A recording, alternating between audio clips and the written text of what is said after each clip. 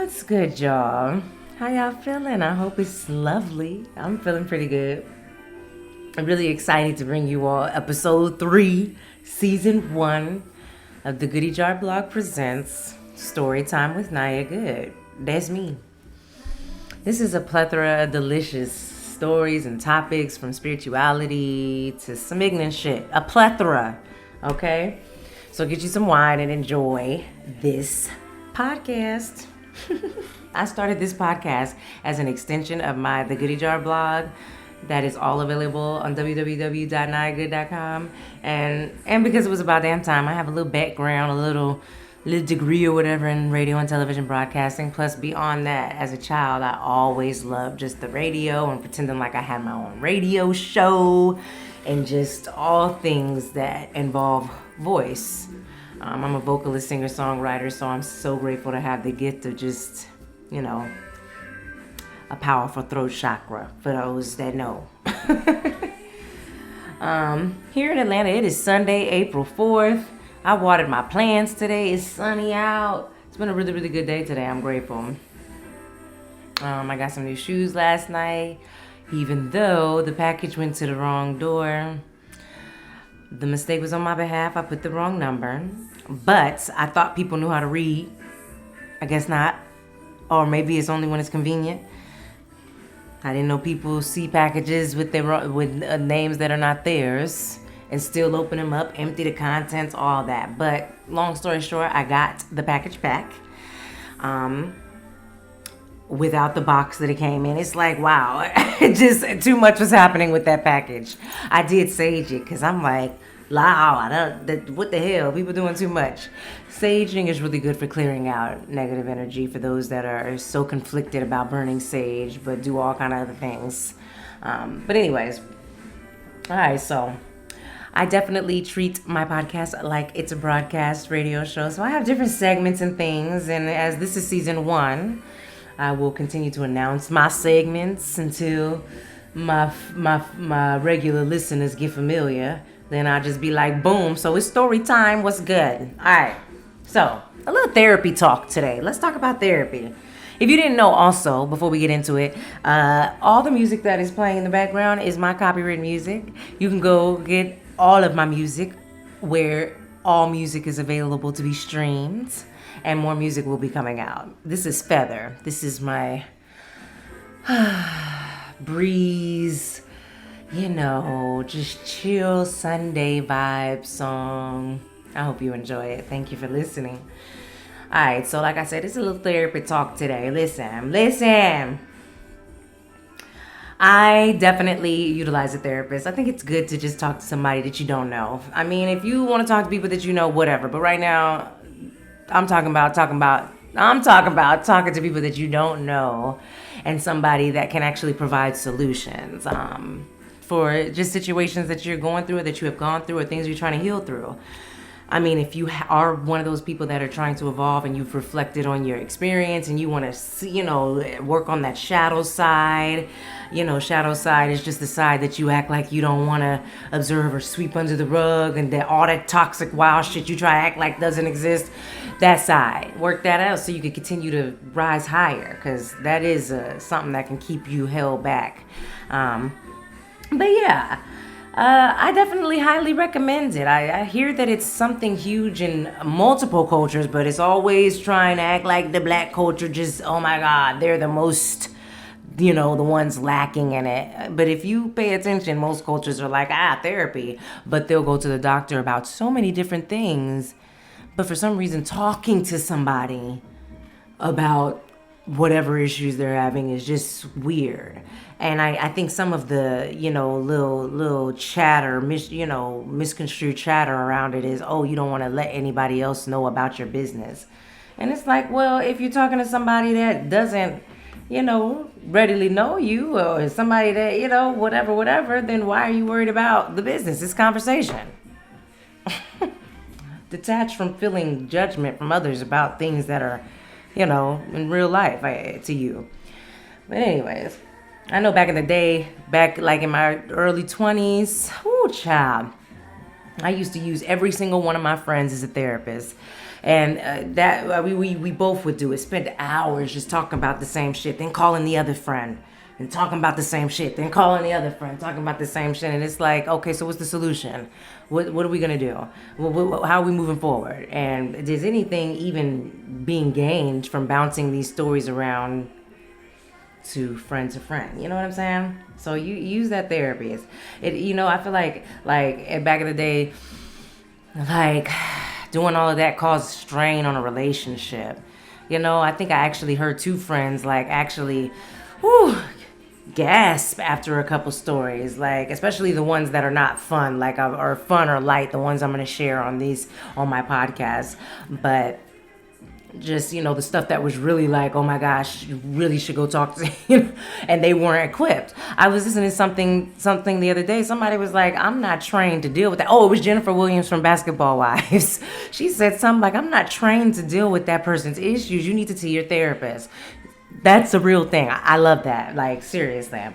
But back in the day, I used to do that. It just seemed like it caused a strain. I know it caused a strain on me to the point where when as I evolved, because I'm the person that is constantly evolving, I realized, no, those are conversations that I don't want to have with my friends. I'd rather go ahead and utilize this great health care that I have and talk to somebody that can really provide solutions. Like one solution my therapist provided a couple months ago was that everything ain't about you.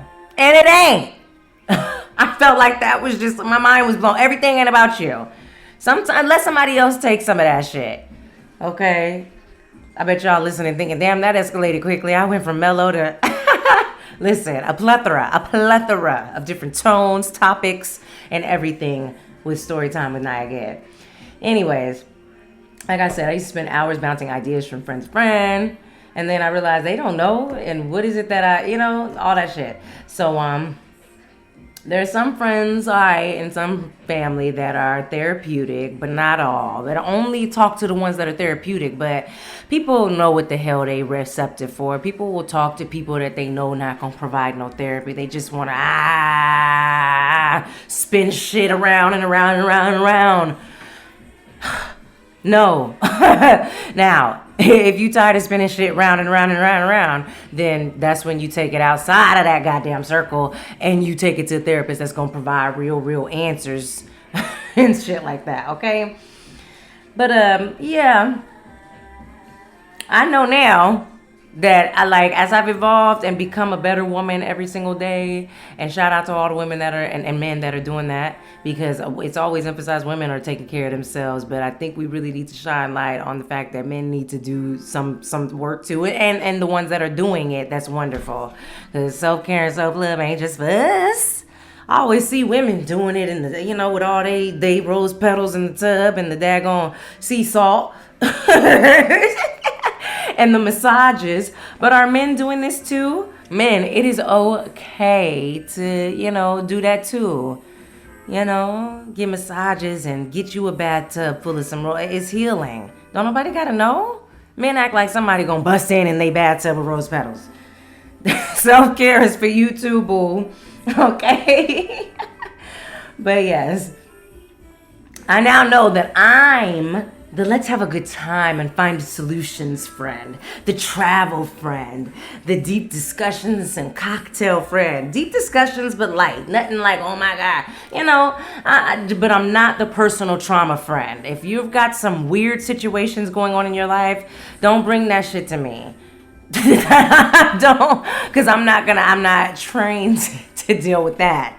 I suggest a really, really healthy, therapist that looks like you. You can choose the type of therapist you want. Don't go to someone that don't look like you, or you don't, whatever. Or if you do want to do that, because maybe that other person from a different culture can provide a different perspective. But whatever, just so long as you are releasing the things that are not feeling good and then healing them and healing them and releasing them. You understand?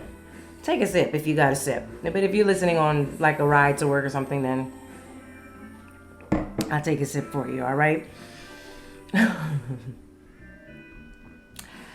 But yes, I'm that friend now. I just wanted to kind of briefly talk about that real quick. Not too long today about the therapy talk, because I'm gonna also hit on some other things today. I got such a good must-read segment later on in this podcast.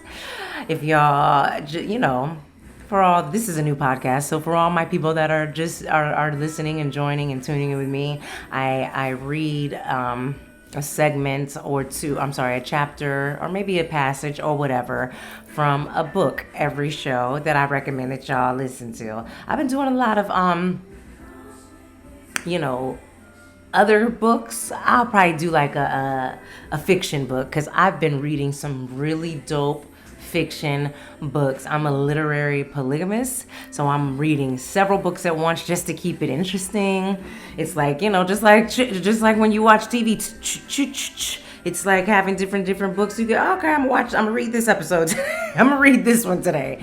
But anyways, oh my gosh, I've been reading some phenomenal like fiction books lately, and yes, they written by Black women. You know what, I'm gonna do that next episode. Be on the lookout for episode 4. I'm gonna actually read some passages from my current no I'm not gonna read that. I'm not gonna read a passage from a current book I'm reading, because oh my gosh, I want to have the inside of what happens after I read it to you, I guess, whatever. But I got some, man. These Black women fiction writers are turning up. I am in the process of writing 2 different books. I'm gonna have my own fiction one soon. Anyway, my own fiction book too soon. But just these writers are going off, and these books are freaking interesting, as they should be. Shit, but they're fiction too, so storytelling at its finest in fiction. Anyways, so that was just a brief little therapy talk. If however you feel, don't be ashamed, and you don't have to make announcements. Most of the time, people really act like they know what's going on with them, and so they act like, oh my God, nobody knows your business unless you tell somebody your business. Hello. All right, so jumping right in, guys. I like to do a little weather report now. Listen, weather runs in my family. I always mention my grandfather. He always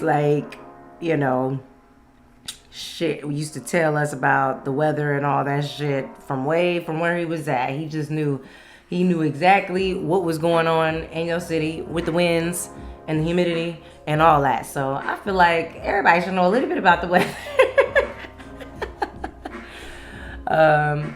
But yes. All right, guys. Let's get into my weather reports. The weather from now, Sunday, April 4th, to Sunday, April 11th. In Atlanta, it is 70 degrees, guys, and it is looking beautiful these next couple of days. I feel like we're finally tapping into some summer, some hot, some heat. It feels like these winters are getting long, and for those of you that know, we know why. But Mother Nature is fighting back the best she can to restore balance. But yes, it's going to be some good temperatures. It's going to be a couple rainy days this upcoming Thursday, Friday, and Saturday. But I'm just grateful for the warm up. I'm ready for the warm up. I'm ready for the sandals and the dresses. I got some bomb dresses that I am trying to, gallivant in. All right.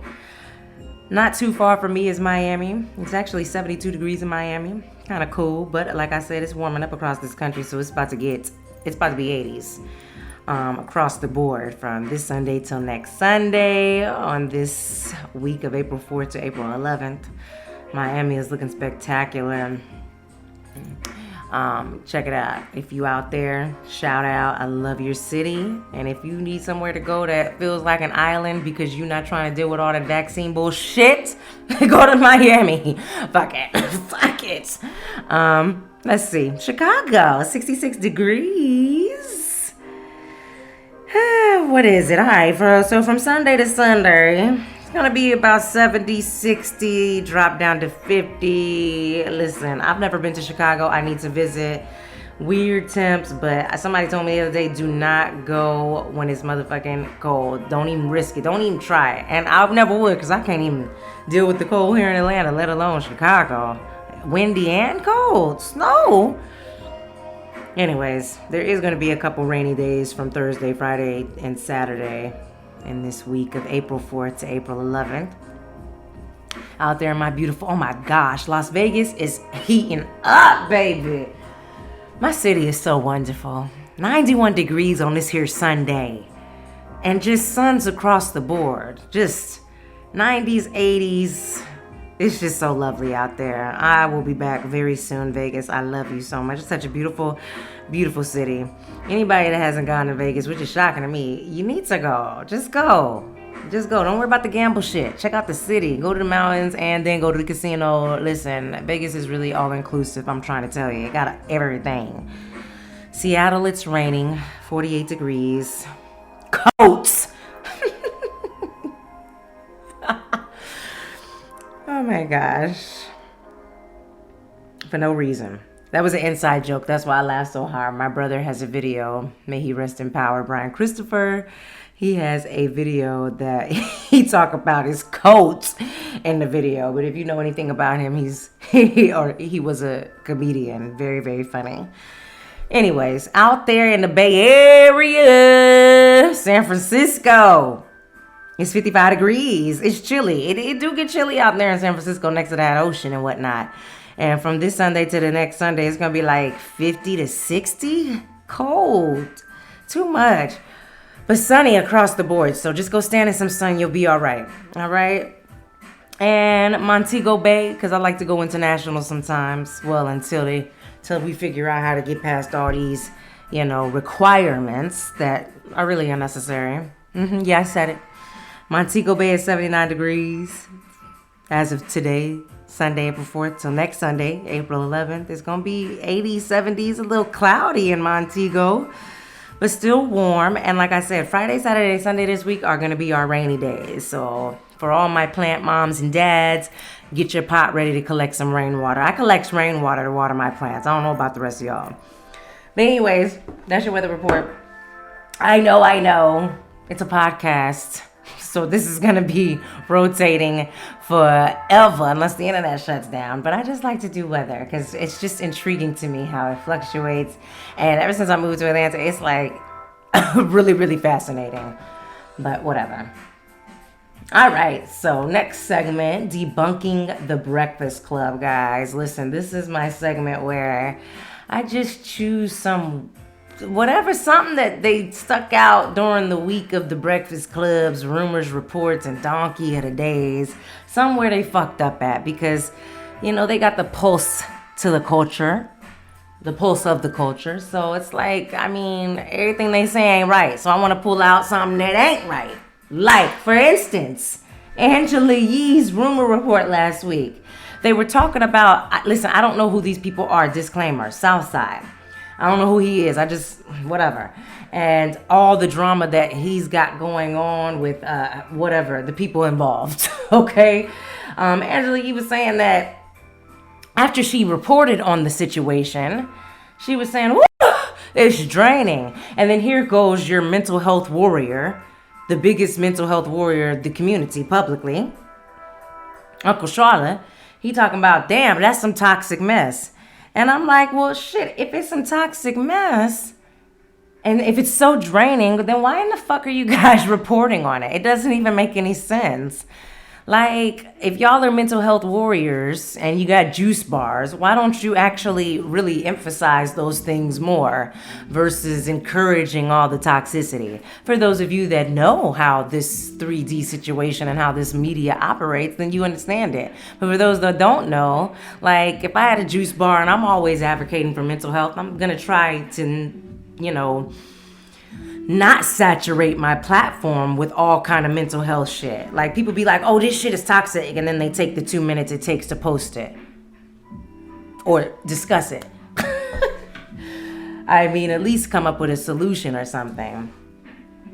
But yeah, I barely know most of the people they be talking about, but it seems like they love talking about them, emphasizing they bullshit. Like, as I'm talking about it now, it's like, are they only talking to people, or do they only really utilize the platform to tell us about people that we really don't know who have some type of wild shit going on, when there's so many other amazing stories that I'm sure some of these celebrities have going on? Why does the Breakfast Club saturate their content with all this wild shit that happens in hip hop? Anyways, that's my debunking of the Breakfast Club. I don't know what y'all think about that, but again, my comments are open on all platforms where this podcast is streaming, and on my social media. There is an Instagram page for Storytime with Nhayah Goode, so check it out. And you can leave your comments there. Just don't get crazy. Alright?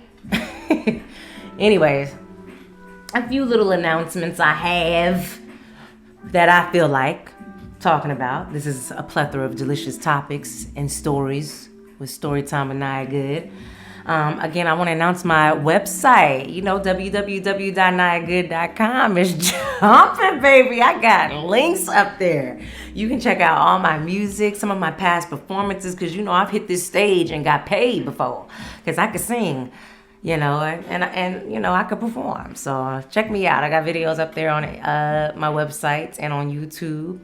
Also, like I said, my new music and all music is available. I got my blogs up there, the GoodieJar Blog, and my erotic miniseries that I wrote. If you're into eroticism, check it out. It's called the Sensual Miniseries. They are available on my website. And I narrated them for you too. So a couple of my blogs and all of my erotic miniseries are narrated. So check that out. Check that shit out. Okay? I love it. I love narration too. And yeah, just all kind of stuff. Also, I'm offering professional proofreading services too. I am a writer and I love grammar, but I'm not the grammar police. Like sometimes I be wanting to say I be wanting to say I feel good. Like, yeah, I know I am doing well is the proper way, but I feel good. Okay, somebody asked me how are you? I'm good. Plus that's my last name, so I'm finna use the hell out of good. All right. But yes. Anyways, what else in my announcements? Listen, I'm gonna always talk about Slutty Vegan, as I am an ambassador for Slutty Vegan, which just means I get called to do fun things if there's fun things that are needed with Slutty Vegan, which it always is. Check out their locations if you're here in Atlanta or anywhere in the world. This is an experience to, have. Those burgers are amazing. They got all kind of amazing things like banana pudding. I love banana pudding. It's all vegan. Check out their Instagram first before you go to their locations, as their menus are always changing and you want to make sure that you're going to get what you want to get. I got some Slutty Vegan slides the other day, because they got all kind of merch and whatnot. They got hoodies, they got umbrellas, they got cups. I got Slutty slides. I'm excited about them. Yes, they probably won't leave the house though, because I need an endo shoe, but I don't know. They so dope since they red that I might need to make a whole outfit out of them. Anyways, if you watch the video version, you can check out the slides on the video. Alright, don't forget about, this is a 420 month. Now, I don't celebrate holidays, alright? Especially whatever holidays that, have been created by whatever, alright? For more information on the depths of these holidays, just in case you're one of those, half-ass researchers, Pharaoh got all his shit is available on his university, okay? He delves in. All right, just in case you don't know what to research or what to look for, there's a location that you can go to. Utilize it. You be watching the news. You be watching all this other wild shit. I hope I'm looking at the camera on the video, because my light, if you see the video, I have my tree lamp, my cherry blossom light in the background. So, and it looks so pretty in the video. So I'm kind of looking at that. But anyways, whatever. All right, so yeah, don't forget about 420 this month. It's going to be lit. Remember last year it was 420 the entire year. Like, for me it was. Well, it's always that way for most of us that are, cannabis friendly. But it is 420 month. So get you some and get your stuff set up. Sometimes it sneaks up on you. I remember one year I didn't even realize. I think it was, I don't know what was going on, but I definitely was not tracking that. And I ain't even had none. I had to figure it out. Yeah, it's hard to get contact with the ganja person on for a day like that. So you need to make sure you have your stuff together. But yeah, don't forget. All right, so I don't know if you guys watch this show called The Challenge on MTV. It is one of the dopest shows, one of my top 3 favorite shows, Martin being number 1, The Challenge is number 2, and I'm not gonna lie, the Housewives franchise is number 3. Listen, balance, okay? But The Challenge is my competition show. It's like my football. I treat it like football. I turn the sound up real loud and I'm yelling and shit like, yeah. It's such a dope show. I've been watching it for 20 years now. This is actually my 20-year anniversary. And actually, this is the first time in Challenge history that like all the women are women of color. So there's a couple mixed girls up there, mixed with black or Latina. I think there's one that's Latina. There's another woman that is just fully Latina, whatever. And then there's, 2 really, well, she just got eliminated last week. So now it's just Killer Cam, my favorite. And so this was like the first season ever they actually had like all women of color, which was really, really dope. I've never seen that before in 20 years. In fact, it's rare that I've ever really even seen any black woman be completely successful at this show besides Coral, because I really feel like in the past it's because of emotional intelligence.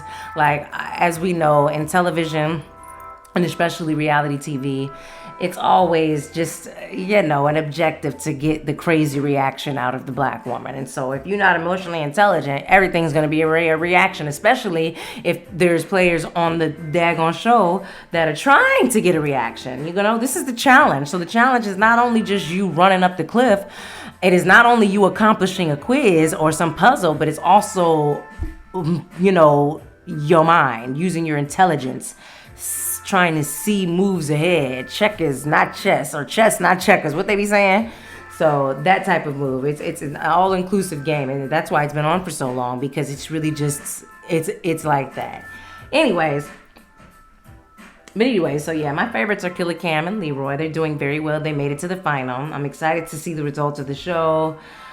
And see who's gonna win. It's on the last couple of episodes. Like, she is really just representing for black women all across the board. She's emotionally intelligent. She's physically fit. She knows them puzzles. She's smart. And people really, really, really, really, really respect her on so many levels. It's just amazing to see after all these years of just like not really seeing people that look like me win, to see the whole daggone cast towards the end of the show, either have elements of me in the mixed people or be me. It's just exciting. Listen. So that's exciting.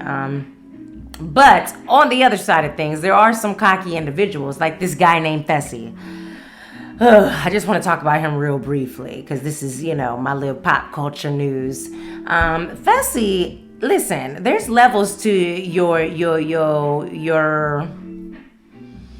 I guess, ranking structure in the daggone challenge. First of all, if you've only done 2 seasons, in my eyes, as a 20-year watcher of the show, you are a rookie. He over here, because I guess he was on the Big Brother show, he acts like he's just like this freaking, oh my gosh, like he just know what's going on. And I mean, I'm not knocking it, but I just don't like his energy. He really gives me big guy, lame dick vibes. The big guy that really, or the dude that looked too good, he ain't really have to put no real stroke into it. He gives me those vibes. He just he's kind of annoying. If you watch the show, check it out, comment, tell me what you think. But he's definitely a rookie. He's only been on the show for 2 seasons, and he acts like he just, oh my God. He acts like he's CT. At least we'll let some things slide with CT, but I'm gonna talk about the 2 things I'm not letting slide.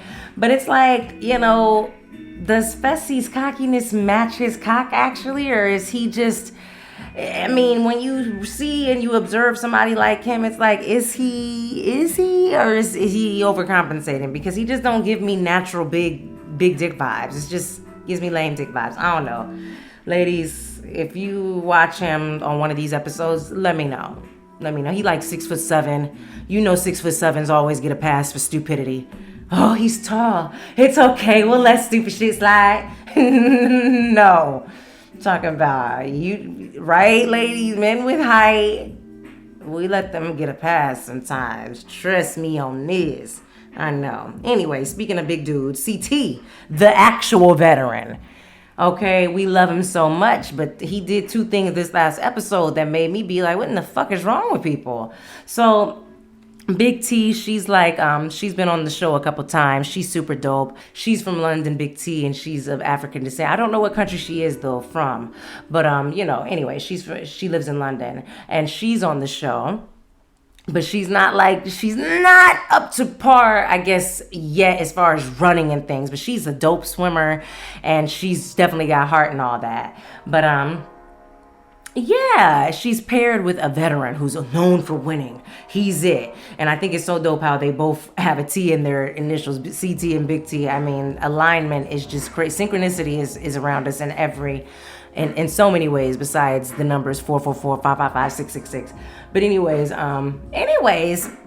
this last episode that just happened this last week on the challenge Double Agents, this season that just came out, CT actually used his foot to kick her to wake her up.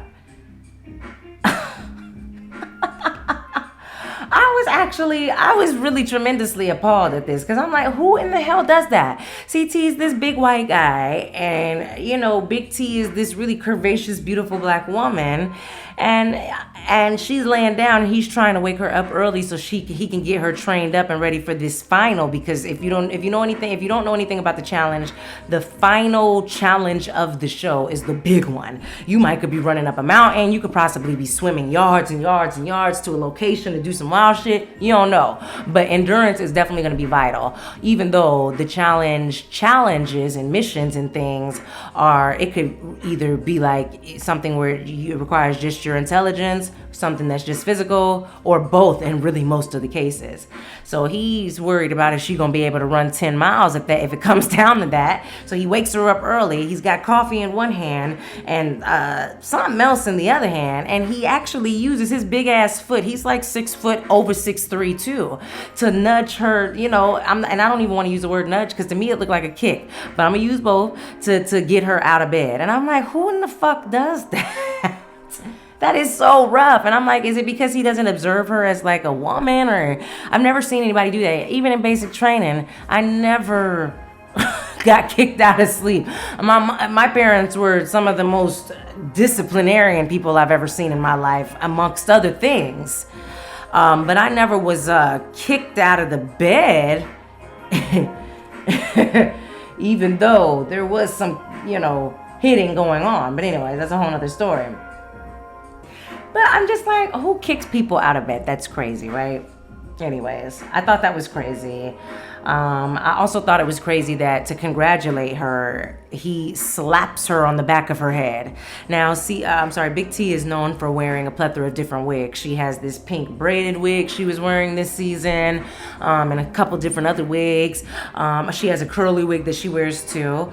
But this particular moment, she had her natural mini fro. She was rocking her natural mini fro. And for some reason, I've never seen anybody do this either, unless you're doing it with a man on some type of, I guess football field or baseball field or something. I've never even seen it before. Anybody slap somebody on the back of the head to congratulate them. Like, CT, keep your feet and your hands to yourself. His feet and hands were all over the place this episode. I was actually quite stunned.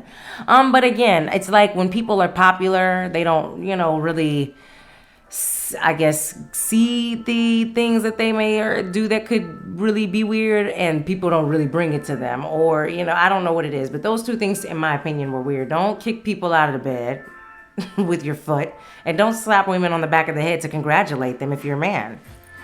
It's all this slapping about, ass slapping, head slapping, just hey, high five, nigga. I don't know, like, what is going on? But the challenge is streaming everywhere. Check it out.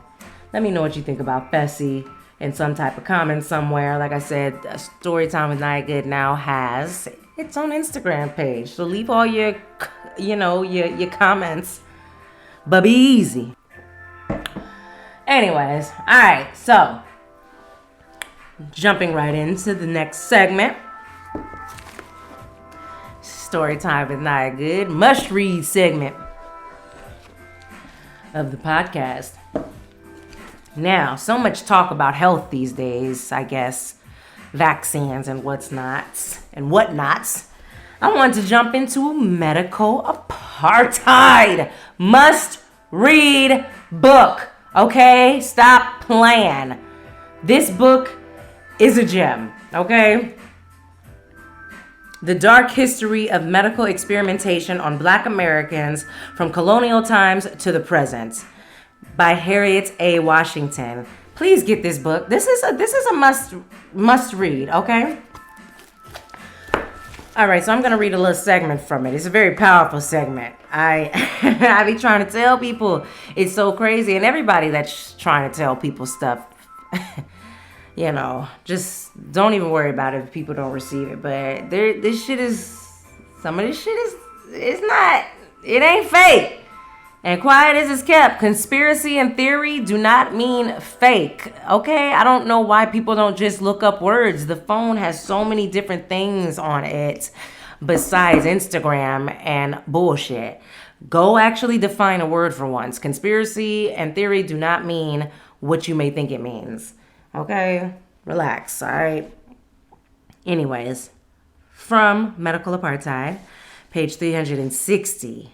This is chapter Aberrant Wars. Hold up, wait a minute. Pause real quick. Let me make sure I'm pronouncing that right, cause I don't believe I'm pronouncing that right. Let me see if I can get my dictionary.com to come up real quick. I should pull out the dictionary. I have like a huge etymological dictionary of the English language over here. It's crazy. I need to bring that out and actually use that. I still be using Google and all the other platforms to try to to define words, but that's a big old book I'm gonna bring out. All right, so let's see. Departing from an accepted standard. Aberrant. Departing from an accepted standard. So this passage comes out of Aberrant Wars. All right. Despite U.S. insistence that it was only developing defensive biological weapons, the Central Intelligence Agency in 1952 entered into a partnership to produce chemical and biological weapons with first strike capability. The Army Special Operations Division laboratories at Fort Detrick, Maryland, served as the site of the Joint Army-CIA program dubbed MK Naomi. Fort Detrick's Army Chemical Corps laboratory bred more than 4 million mosquitoes per day and released them in hordes around Florida, including near Carver Village. This was an experiment to determine whether these droning syringes on the wing, disease vectors in medical parlance, could be used as first strike biological weapons to spread yellow fever and other infectious diseases, ostensibly among foreign troops during wartime. This was not the government's first local exercise in such biological-friendly fire. A similar 1955 experiment had also targeted a black area, but because it bordered a white development, people of both races were sickened. Such exposures had already tripled Florida's whooping cough cases within a year, resulting in a dozen deaths after a whooping cough virus was released in Palmetto on Florida's west coast. Carver Village was more precisely targeted and was subjected to the same strain which drove up 1955 infection and death rates. And 8% of these 1,080 whooping cough cases affected children 9 years old and under. By 1960, Carver Village residents had been plagued by a rash of mysterious illnesses, including the symptoms of dengue and yellow fever and deaths. An analysis of the records of MK Ultra, of which MK Naomi was a part, suggests the agency released various biological agents from mosquitoes to bacteria, and hundreds of such dispersals and the large number of exposures makes it less surprising that mosquitoes were also unleashed upon another all-black site called Carver Village. This one in Georgia's Chatham County. Savannah is the county seat. Longtime Carver Village, Georgia resident Dorothy Pelote, former president of the Carver Heights Mission Improvement Organization, recalls that in 1955, young white men came to our house and talked with me and my husband. They said they were doing a study on mosquitoes and wanted to place a trap in our backyard to see how far they had spread in our area. But they didn't go into detail. They lied. They said one thing when they were really doing something else. I had figured that they were from the health department. Later, when people started getting sick and dying, I spoke with several people who recalled those boxes being placed in their backyards. After the study, they came back and got the boxes from our backyard. In 1979, Pelote also told the Atlanta Journal that between April and November 1956, the Army conducted a survey of residents to determine how many had been bitten by mosquitoes. But nothing was revealed to us until the 80s. I could not believe it, but those people used us as guinea pigs. I almost want to read the rest of that chapter or that passage. I'm going to read one more part of the passage because it gets good in this. It gets even more better in this next passage because that shit is crazy. I really want y'all to really reflect on that. Don't let that just seep into your conscience and not think about that. I've always thought that some of these bugs are weird as shit. Okay, just like some of these dogs are weird as shit. But mosquitoes. All right, continuing on with the passage. After the story broke in the 1980s, victims came forward, but news accounts tended not to name them. Hello? Side note from me, the news doesn't always report everything. If you didn't know, I don't know if some of you knew this, all right? Let me read that again. After the story broke in the 1980s, victims came forward, but news accounts tended not to name them. In 1956, for example, one unnamed black woman had fainted after a swarming dark cloud of mosquitoes covered her thickly. She had to be taken to a hospital where medical workers wondered at the bite marks covering her body. 20 years later, she still could not walk unassisted. The phrase human guinea pigs is frequently a prelude to hyperbole. But Dorothy Pelote sounds far too businesslike to be a conspiracy theorist. And didn't I just talk to y'all about the phrase conspiracy theory? Make sure you research it now. Her speech is crisp and her responses are unfailingly concise and on point, even impatient as she recalls the events of half a century ago without hesitation or ambiguity. But then she has relived those events often. In the 1960s, she organized the residents in an attempt to understand the mosquito experiments, 20 years before evidence of their true nature surfaced. The spikes in local disease and deaths convinced the Army-CIA consortium that the infected mosquitoes would indeed make an effective biological weapon against the Soviets, who had no medical capability for organizing massive vaccination programs. But for years, the CIA denied that it had unleashed such biological agents against its own citizens, despite the dramatic leap in illnesses and death rates, and despite the testimony of Pelote and other Georgia Carver Village residents. The government agents could plead innocence because they knew that there was no evidence. Let me close this book because I end up reading this whole passage because the next passage looks juicy. Y'all gonna have to get the book now.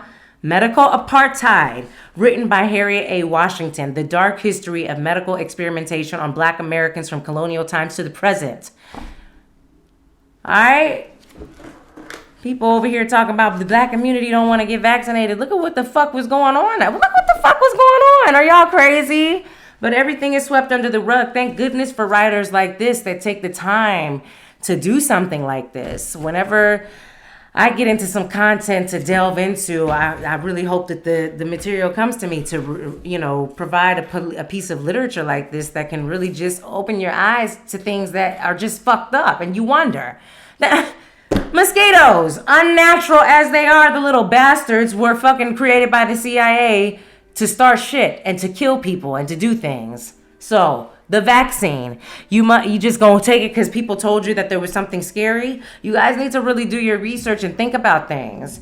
And again, like I emphasized on episode 2, are they talking about getting tested after taking the vaccine? Where is all the emphasis on testing at this point? They're not talking about that no more because it's just assumed that as soon as you get vaccinated, suddenly. Well, wait a minute. I want to know how many people are getting tested after they actually get the vaccine. And for some reason, that just would that would provide so much intel, confirmation. Even though there's no need to confirm. We already know what time it is. Those of us, if you know, you know.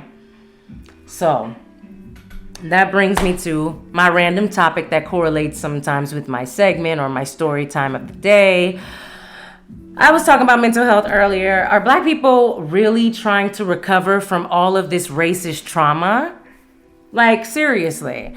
Every time I turn around, it's something that is trying to trigger our community back into, oh my God, see, they don't never. And look at what, and we ain't never, and ba, ba, ba. Are Black people trying to recover from that PTSD, that post-traumatic slave disorder? All this drama, all this talk of mental health, okay? And like I said, your biggest mental health warrior, Uncle Charlotte, he don't even emphasize how the Black community can heal from all this trauma and all these triggers, how to not respond to them. Yes, this shit is crazy. But at some point, is the Black community gonna try to heal from the trauma? Or are Black people gonna unconsciously, constantly being victims to this race situation and triggers? You know? Falling prey to the media constantly reactivating race trauma over and over again. We've got Asian hate and, oh my God, anti-Semitism. You know, and all these things. It's constant race trauma. Do you hear me? I'm just trying to figure it out. I would love to hear some feedback. Like I said, my comments are open. Like, I want to understand it. I know that I've been trying to heal from race trauma. Like, I don't want to every time something happens, oh my God, is it? No, we understand what it is. Let's try to heal from it. Again, if that's something that is constantly being reactivated for you, a therapist might be good for it.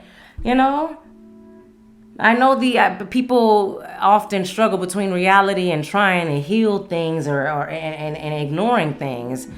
Maybe sometimes it is time to ignore. Maybe if we, cease to observe that it exists, it'll end. Because in my experience, I'm just like.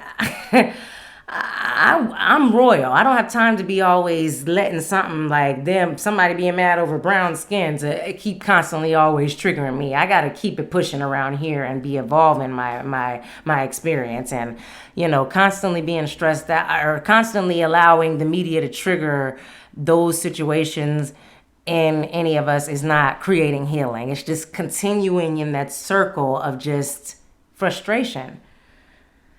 So that's my question.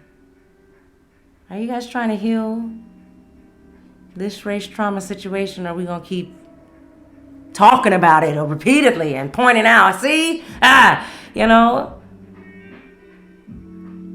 just want to know. I know for me personally, I'm definitely constantly trying to heal all areas that have created some type of resistance or anything in my experience, and withdrawing negative attention and withdrawing attention from it to propel healing and keeping things pushing, not to get caught up in that cycle. So yeah, think about that. Think about that medical apartheid passage. Think about therapy. Think about healing from all areas, not just your own personal trauma, but from this racial trauma too, because the first thing that happens when race trauma is triggered is anger and, oh my God, and outrage and rage and just confusion and just craziness. So think about that. All right. Okay. So now, ladies. Whew. I've emphasized this in several articles and in my everyday life.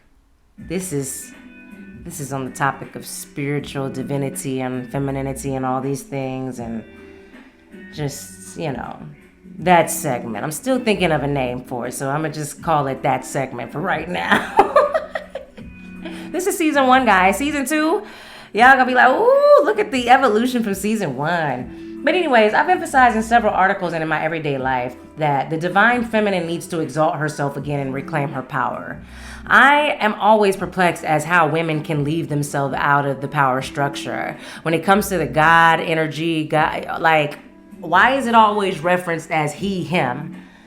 Don't women create life too? Does it not take masculine and feminine energy, masculine and a man and a woman to create a child?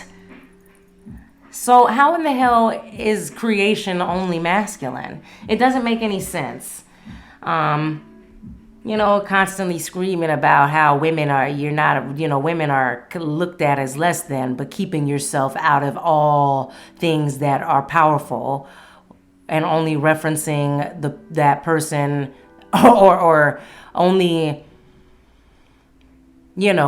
seeing people in power, a person in power as a man. You understand? How do you do that? It doesn't make any sense, ladies. How can you believe that the God power is only masculine and not feminine? Is it because a patriarchal society told and conditioned you that men are the only ones that can be powerful and hold a place in divinity? And the only way a woman can be powerful is if she adopts a predominantly masculine mindset? Like I said in one of my other podcasts, or it might have been one of my blogs, the constant emphasis on women having to think like men, Women have to reclaim their power in the power structure. In the ancient Kemetic times, it was women and men that were royal, not just a woman constantly submitting and relinquishing her power, just so, men can rise to the top. It's about a balance of the sexes, not a battle. Seriously. And I just really, I hear women always talking about, God, he gonna do this and why not him and her? What's wrong with that? Is that crazy? Is that a crazy thought? Let me know in the comments. I definitely want to understand. How do you leave yourself? Does it not take a woman? Doesn't the woman have to actually? And it's not even about who's doing all the work. But I mean, honestly, a woman has to do most of the work in creating the child, and you're going to leave yourself out of the power structure, out of divinity. As for me and my household, it's divine mother and father. Over here, we reverent, it's about like I said, balance of the sexes, not the battle. Think about that, ladies, as we're talking about feminine energy and all those beautiful things. All right? That's just my thought. I hope y'all feel where I'm coming from. Seriously. But yes, thank you all for listening and rocking with me. Like I said, everything about me is available on www.NayahGoode.com. You can check me out on YouTube. This podcast is available on all places where podcasts can be heard. My music is available where all music can be digitally downloaded. And yes, check me out, y'all. My good word and my final word of the show, my final good word of the show is this entire season I've been talking about normalizing different things. There's so many things being normalized and being, so many weird, wild things trying to be normalized. Let's normalize some other shit. Like, let's normalize deleting people in situations we don't like. I'm not quite understanding why people follow the fuck out of people that they don't even like. They not gonna never like. They not gonna share. They not gonna, be excited about. I mean, you see the stuff coming down your timeline and you just scroll past it. Well, then just delete it if you don't like it.